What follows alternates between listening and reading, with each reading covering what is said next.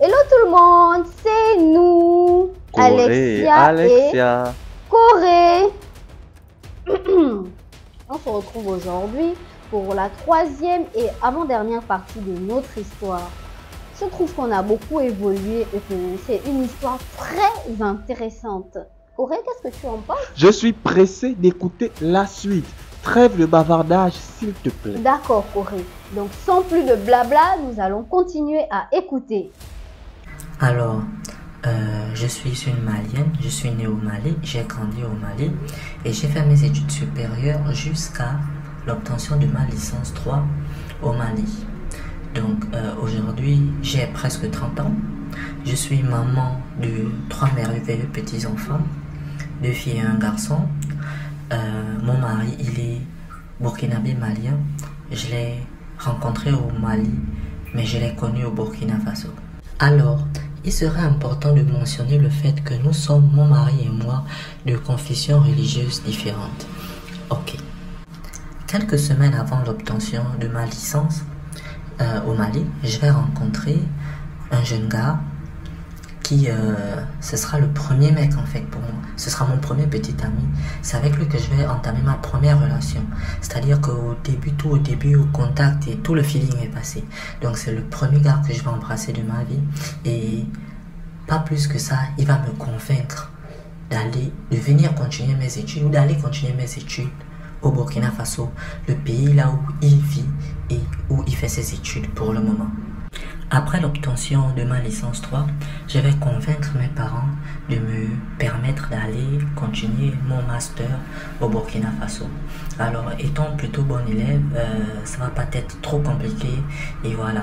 Vous savez, les filles avec leur maman et tout, voilà. Donc, ma maman va convaincre mon papa et ils vont me permettre d'aller continuer les études au Burkina Faso. Alors là, arrivé au Burkina Faso, comme je vous ai dit, c'est là où je vais connaître mon mari. Donc, on va passer beaucoup de temps ensemble.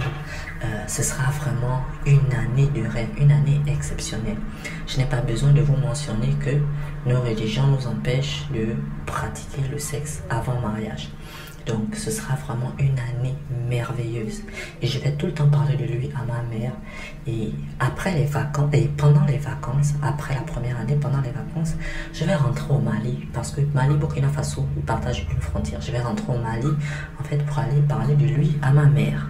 Donc voilà, la décision qui avait été prise par lui et moi, c'est que chacun de nous il va commencer à parler de notre relation à sa famille. Bon, nos familles étaient déjà au courant, mais on va commencer à faire des espèces de petites visites, de petites présentations. Donc, c'est-à-dire que lui, il va venir voir ma mère et moi, j'irai voir sa famille et quelques personnes, vous voyez. Et lui aussi va venir avec un frère, moi j'irai avec une sœur, un frère, vous voyez, ce genre de petits trucs, mais sans pour autant que ce soit une rencontre officielle.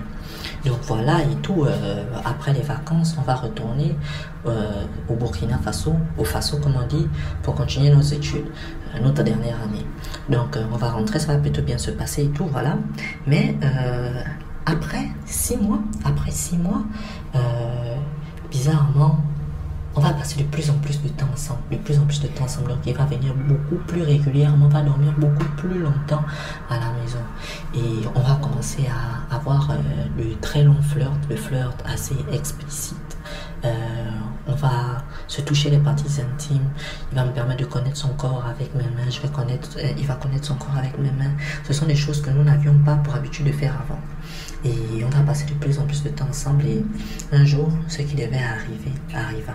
Et voilà, ma première fois, je vais découvrir la chose, ce sera l'acte, ce sera dur, ce sera douloureux parce que lui, comme moi, il est inexpérimenté. Mais bon, avec le temps, les choses se faisant, vous voyez un peu le premier rapport avec le temps, on commence à trouver ça bon, on commence à trouver ça intéressant, mais ce n'est pas forcément merveilleux. Alors, l'un des problèmes avec le sexe, c'est qu'il a tendance à venir avec son lot de problèmes.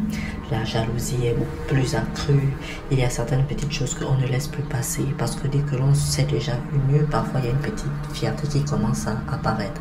Donc, il y aura de l'éloignement entre lui et moi qui sera surtout, alors là, accentué en fait par le fait que ses parents vont lui mettre certaines choses en tête et mes parents aussi vont me mettre certaines choses en tête dû au fait que nous ne sommes pas de la même religion.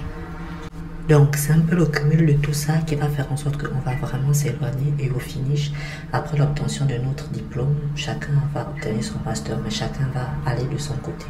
Donc, je vais rentrer au pays désespéré, triste, parce qu'à partir d'un certain âge, il faut que tu te maries. Et quand je vais rentrer au pays, je vais expliquer ça à ma maman. Et ma maman va me dire que c'est justement parce qu'on a violé, on a passé le pas. Et il faut soutenir que je me suis laissé convaincre. C'est vrai que j'en avais envie, mais je me suis laissé convaincre parce que il m'a promis que au final, on va terminer ensemble. Alors pourquoi ne pas se donner déjà l'un à l'autre, étant donné qu'il sera l'homme qui va m'épouser. Ah, les hommes et la manipulation. Ayant toujours rêvé d'apprendre l'anglais, donc convaincre mes parents de me laisser aller faire une année d'anglais au Ghana. Et un jour après mon arrivée, tenez qui va me recontacter, c'est mon ex-petite amie. Tu en penses? Je suis pressé. Alors, nous sommes arrivés à la fin de cette partie de l'histoire.